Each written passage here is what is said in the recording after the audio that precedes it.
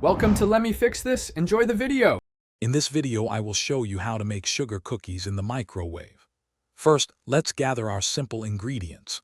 You will need 1/4 cup of softened butter, 1/4 cup of granulated sugar, 1 egg yolk, 1/2 teaspoon of vanilla extract, 1 cup of all-purpose flour, and 1/4 teaspoon of baking powder.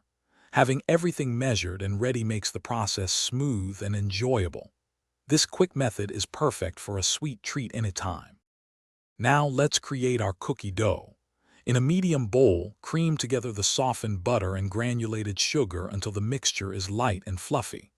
Next, beat in the egg yolk and vanilla extract until everything is well incorporated. Finally, gradually add the flour and baking powder, mixing until a soft, pliable dough forms. Be careful not to overmix. Just combine until no dry streaks remain. With your dough ready, it's time to shape and microwave. Roll the dough into small 1-inch balls. Gently flatten each ball onto your microwave-safe plate. Remember to leave a little space between each cookie for even cooking. Microwave 1 or 2 cookies at a time on high for about 30 to 60 seconds.